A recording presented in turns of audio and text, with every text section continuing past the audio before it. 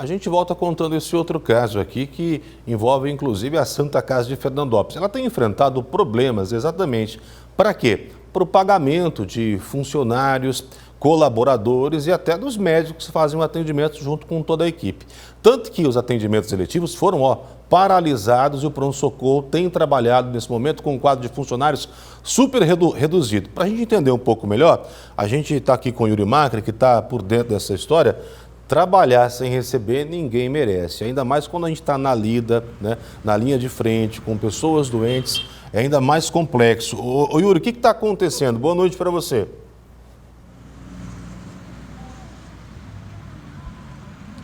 Oi, Nelson, boa noite para você e para os nossos telespectadores. Ainda num serviço tão essencial como a medicina, essa realidade que tem sido vista ali em Fernandópolis é preocupante, ela é crítica. Eu lembro que naquele período que a gente cobria a pandemia, a gente conseguiu entender um pouco mais da importância dessas santas casas, tanto a de Votuporanga quanto a de Fernandópolis, a de Rio Preto, e a gente via que já existia uma situação mesmo de endividamento, né, de grandes contas que essas entidades precisavam arcar todos os meses. Resultado disso é a falta de insumos e também atraso nos pagamentos. E essa questão do atraso do pagamento e também de funcionários, né, de médicos, colaboradores que talvez nem querem mais trabalhar para essas santas casas, ficou evidenciada em um encontro que aconteceu no Teatro Municipal, que reuniu diversos representantes da saúde lá da região de Fernandópolis. Inclusive, o próprio diretor clínico da Santa Casa de Fernandópolis admitiu um atraso no salário dele de mais de 6 meses. Vou pedir para o pessoal colocar esse trecho em que ele levanta nessa reunião e acaba relatando toda essa situação crítica da Santa Casa de Fernandópolis. Vamos ouvir esse trecho. Sou diretor clínico da Santa Casa e provavelmente a Santa Casa vai fechar em breve. Nessa semana provavelmente fecha, por não ter médico para trabalhar. Eu estou sem receber desde outubro. Não só eu, todos os médicos da casa desde outubro sem receber. Outubro, novembro, dezembro, janeiro e fevereiro.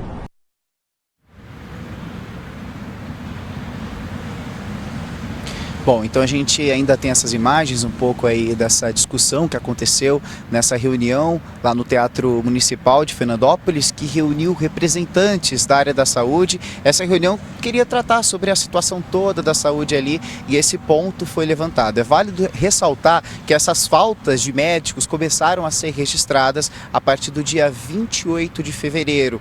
Ontem, inclusive, o pronto-socorro ficou sem atendimento. A primeira estratégia, aquilo que foi divulgado então pela assessoria de comunicação da Santa Casa de Fernandópolis, foi fazer adaptações devido a esse quadro reduzido de médicos, porque de fato existe toda essa situação. Porém, eles negam que estão com salários atrasados e que até o 13º de funcionários e colaboradores já foi pago. Porém, eles trabalham com esse quadro reduzido, tanto que aquelas questões eletivas, ou seja, procedimentos eletivos que são não emergentes e não urgentes, eles foram cancelados, ou seja, tudo aquilo que pode ser reagendado. E o que mais preocupa é a falta de profissionais no pronto-socorro, no pronto atendimento, né? Eles estão trabalhando com um quadro reduzido, né, intercalando equipes e, como eu disse, ontem ficaram sem funcionários ali no pronto-socorro, ou seja, quem chegou precisando de um atendimento, né, uma emergência, precisou talvez se deslocar lá de Fernandópolis para Votuporanga. Se Votuporanga não tinha vaga, precisou vir aqui para São José do Rio Preto. E com essa situação toda, é exatamente isso que acontece. Quem depende da Santa Casa, porque é um ponto de referência, é o local que atende todos os municípios daquela região.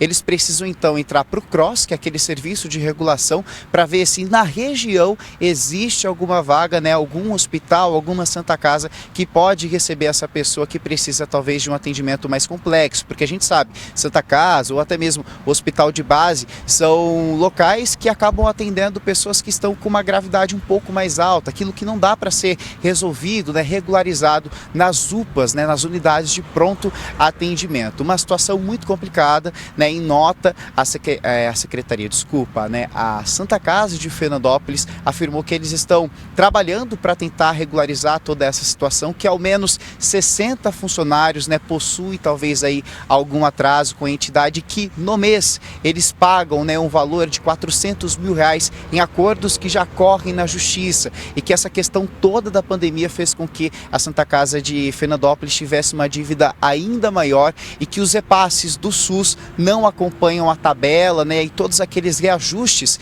que os insumos sofreram. A gente segue acompanhando, Nelson, porque toda essa situação acaba impactando de perto, ou melhor, de frente, a população que precisa desse atendimento naquela região. Consequência disso vai inflando, né? Votuporanga, Rio Preto, né? Aquele paciente que talvez seria atendido ali em Fernandópolis precisa se deslocar. E outra questão também, às vezes o paciente precisa de um atendimento na hora, naquele momento, e talvez não vai encontrar se não tiver nenhum médico ali no pronto-socorro, né? Na unidade 24 horas da Santa Casa. A gente queria dar uma notícia diferente, né? Que todas as áreas, né? Tanto eletivas, aqueles que estão fazendo cirurgias, aqueles que precisam passar por uma consulta, né? Todas as áreas ali da Santa Casa de Fernandópolis pudessem estar funcionando. Então a gente segue acompanhando essa história e logo a gente atualiza o nosso telespectador e a gente torce para que o mais breve possível a administração consiga regularizar toda essa situação tão crítica. É o que a gente espera, que tenha e exista um desfecho positivo, porque acaba comprometendo, como você colocou aí, aquela fila de espera do CROSS para regulação de vagas. Na semana passada, melhor dizendo, no início da semana a gente mostrou aquele jovem que acabou perdendo a vida após ficar 26 horas aguardando uma transferência. E com o inchaço da estrutura de saúde pública, né, que em geral são pessoas recebidas que vêm oriundas do SUS, acaba atrasando ainda mais. A gente espera e torce para que isso não aconteça, porque as transferências via CROSS já estão difíceis de acontecer, tanto para quem está na saúde pública, quanto na privada. Você que paga plano, se você precisou, sabe do que eu estou falando. Agora, não é fácil, né, Yuri? Ó, outubro, novembro, dezembro, janeiro, fevereiro, estamos em março, 5 meses sem receber. Que pai de família, que mãe de família. Hoje tem muita mãe fazendo serviço de mãe, pai, vó, avô, bancando tudo, e todos, inclusive, sobrevive sem 5 meses de salário. Então vamos torcer para ter um desfecho positivo. A gente vai seguir acompanhando, cobrando hoje, sexta-feira, mas na segunda a gente volta mais uma vez nesse assunto. Quem sabe com uma boa, né, Yuri?